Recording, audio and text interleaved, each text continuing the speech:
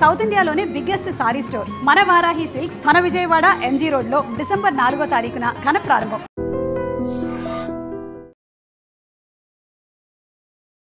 Hong Kong ఉత్తర థాయిపోలో జరిగినటువంటి అత్యంత భారీ రెసిడెన్షియల్ ఎస్టేట్లో జరిగినటువంటి అగ్ని ప్రమాద ఘటన తెలిసిందే. నిన్న హాంకాంగ్ కాలమాన ప్రకారం 2 గంటల 50 నిమిషాల ప్రాంతంలో ఒక్కసారిగా ఈ భారీ నివాస సముదాయంలో అగ్నికేలలు ఎగిసిపడ్డాయి. మొత్తం టవర్స్ అంటే అక్కడ చూస్తే టవర్ సిస్టంలో ఫ్లాట్స్ ఉంటాయి. ఇక్కడ ఈ టవర్స్లో 2000 వరకు ఫ్లాట్స్ ఉన్నాయి. అందులో భారీ ఎత్తున జనాభా చిక్కుకుపోయినటువంటి పరిస్థితి. ఈ సమాచారం అందిన వెంటనే ఫైర్ ఫైటర్స్ హుటాహుటిన అక్కడికి చేరుకొని మంటలు అదుపు చేసే క్రమంలోనే ఫైర్ ఫైటర్స్ ప్రాణాలు కోల్పోయిన దురదృష్టకరమైన ఘటన కూడా మనం చూసాం. ఇప్పటికీ ఈ అత్యంత భారీ అగ్ని ప్రమాదంలో 56 మంది వరకు చనిపోయినట్లుగా తెలుస్తోంది. అలాగే 279 మంది గల్లంతైనట్లుగా కూడా అక్కడి ప్రభుత్వం చెబుతోంది. ఈ ప్రమాదాన్ని అత్యంత భారీ అగ్ని ప్రమాదంగా చెప్తున్నారు. సో ఒక్కసారిగా ఆ టవర్స్ నుంచి ఎగిసి పడుతున్నటువంటి అగ్ని ప్రమాదం, ఈ ప్రమాదంలో 2000 ఫ్లాట్లు చిక్కుకుపోవడం వల్ల భారీగానే ప్రాణ ఆస్తి నష్టం జరిగి ఉంటుందని తెలిసి ముందస్తుగానే సిగ్నల్ అంటే ఫైవ్ నెంబర్ కింద చెప్పారు. ఎందుకంటే ఇది అత్యంత భారీ అగ్ని ప్రమాదం ఇండికేట్ చేస్తుంది ఈ నెంబరింగ్ అనేది. దీంతో పెద్ద ఎత్తున ఫైర్ సేఫ్టీ ప్రికాషన్స్తో అక్కడికి చేరుకొని మంటలను అదుపు చేసే ప్రయత్నం గంటల పాటు కూడా రెస్క్యూ కొనసాగింది. ఎందుకంటే చిన్నగా ఆ ఫ్లోర్స్ అన్నీ కూడా మనకి టవర్ సిస్టంలో అక్కడ కనపడుతూ ఉంటాయి కాబట్టి ఇది అత్యంత బహుళ రెసిడెన్షియల్ టవర్గా కూడా చెప్తున్నారు. సో 8 టవర్లలో ఉంటుంది. అది 33 అంతస్తులు ఒక్కొక్క టవర్ ఉంటుందంట.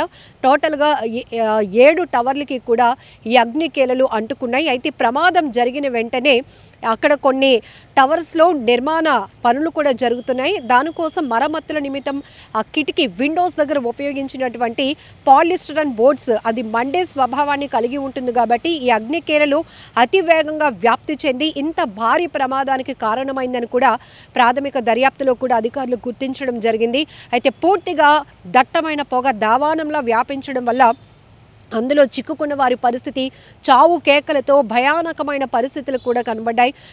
నిన్నటి నుంచి కూడా రెస్క్యూ కంటిన్యూగా కొనసాగుతూనే ఉంది. ఇప్పటికీ మృతదేహాలు బయటకు వెలికి తీయటం, అలాగే ఆ మంటల్లో చిక్కుకొని పూర్తిగా అస్వస్థతకు గురైన వారు క్షతగాత్రులను హుటాహుటిన హాస్పిటల్స్కు తరలించి వారికి మెరుగైన ట్రీట్మెంట్ కూడా అందిస్తున్నారు.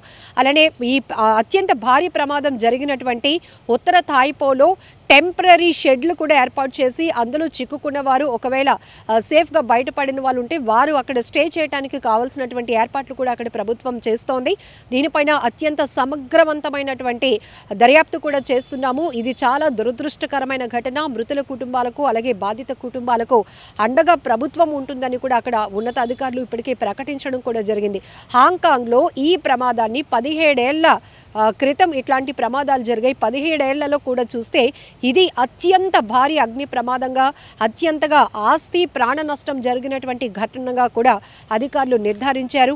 ఒక్కసారి ఈ ప్రమాద ఘటన దృశ్యాలు స్క్రీన్ పైన చూసినట్నే ప్రతి ఒక్కరిలో వణుకు పుడుతోంది. ఎందుకంటే ఈ మధ్య మనం డెవలప్మెంట్ పేరుతో టవర్ సిస్టమ్స్ మనం చూస్తున్నాం. భారీ ఎత్తున గేటెడ్ కమ్యూనిటీ రెసిడెన్షియల్ ఫ్లాట్స్ ఒకే చోట వేలాదిగా ఉండేటప్పుడు ఒకవేళ జరగరాని ప్రమాదం ఏదైనా జరిగితే ఆ ప్రమాదం స్థాయి ఎలా ఉంటుందో కూడా చెప్పడానికి ఇదొక ఉదాహరణగా చెప్పొచ్చు. ఎందుకంటే అక్కడ ఫోమింగ్ అంటే ఎక్కువగా పొగ వ్యాపించింది. అగ్నికేలలు కూడా అంతకంతకు ఎగిసిపడ్డాయి. దాంతో అక్కడ కన్స్ట్రక్షనల్ వర్క్స్ జరుగుతున్నాయి. నిర్మాణ పనులు జరుగుతున్న క్రమంలో వెదురు కర్రలు ఎక్కువగా వినియోగించడం, ఎందుకంటే వారు వర్క్స్ చేయడానికి వారికి అనువుగా ఉండేందుకు గాను లేకపోతే ఆ ఫ్లోర్స్కి ఎక్కడానికి కూడా వాళ్ళు ఈ మెట్ల మార్గంలాగా ఈ వెదురు కర్రలు ఉపయోగించి మొత్తం దాన్ని ఒక స్ట్రక్చర్ అనేది నిర్మిస్తారు కదా. సో వాటికి కూడా ఇమీడియట్గా ఈ మంటలు అంటుకోవడంతో పాటు ఈ నిర్మాణ పనుల నిమిత్తం ఉపయోగించినటువంటి ఈ మెటీరియల్ ఏదైతే ఉందో పాలిస్టరన్ బోర్డ్స్ ఇవి కూడా ఎక్కువగా చాలా ఫాస్ట్గా ఫైర్ని ఇంక్రీజ్ చేయడానికి తోడ్పడేటటువంటి అంటే మండేటటువంటి స్వభావం ఉన్నటువంటి క్వాలిటీ దాంట్లో ఉంటుంది కాబట్టి సో ఇవన్నీ కూడా ప్రధానంగా ఈ ప్రమాదం అంత స్థాయికి చేరుకోవడానికి కారణంగా కూడా తెలుస్తుంది. అయితే ఈ ప్రమాదానికి సంబంధించి 3 అనుమానితులను కూడా ఇప్పటికే అక్కడ పోలీసులు అదుపులోనికి తీసుకున్నారు, అరెస్ట్ చేశారు.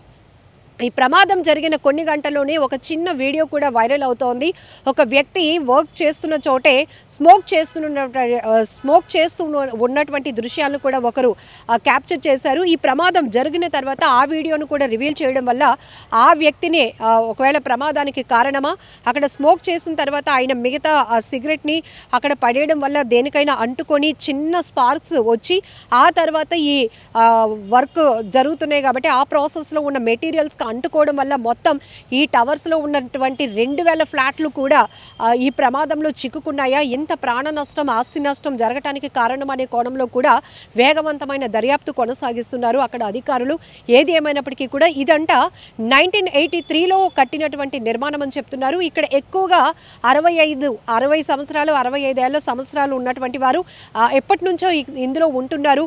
మరి అలాంటి ఏజ్ గ్రూప్లో వాళ్ళని ఇమీడియట్గా వాళ్ళని బయటికి ప్రొటెక్ట్ చేయడం అనేది ఎంత రెస్క్యూనో మనకి ఊహించడానికి కూడా అర్థమవుతోంది. అక్కడ పరిస్థితులు ఎలా ఉన్నాయి, ఒకరికొకరు తప్పించుకోవడానికి కూడా అవకాశం లేనటువంటి పరిస్థితి. ఇప్పటికీ కూడా రెస్క్యూ కంటిన్యూ చేసి కొనసాగించి ఇంకా ఆ స్మోక్ వల్ల స్పృహ తప్పి పడిపోయిన వాళ్ళు ఎంతమంది ఉన్నారు, లోపల చిక్కుకున్న వాళ్ళు, ప్రమాదం జరిగిన తర్వాత ఎక్కడికక్కడ పారిపోయిన వాళ్ళు ఎంతమంది ఉన్నారు, ఇప్పటికీ 279 మంది వరకు గల్లంతైనట్లు కూడా అక్కడ ప్రభుత్వం చెప్తోంది.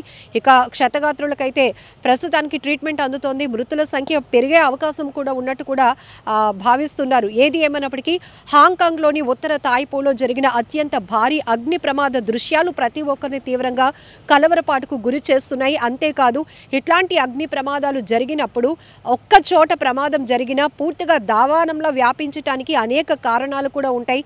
అందులో రీజన్స్ చూస్తే కనుక ఇక్కడ నిర్మాణ పనులు జరుగుతున్న చోట ఉపయోగించేటటువంటి మెటీరియల్ కూడా, అలానే వెదురు కర్రలు, ఇవన్నీ కూడా ఇమీడియట్గా మొత్తం ఆ టవర్స్ అంతటికీ కూడా అగ్నికేలలు పొగ వ్యాపించడానికి కారణమైంది.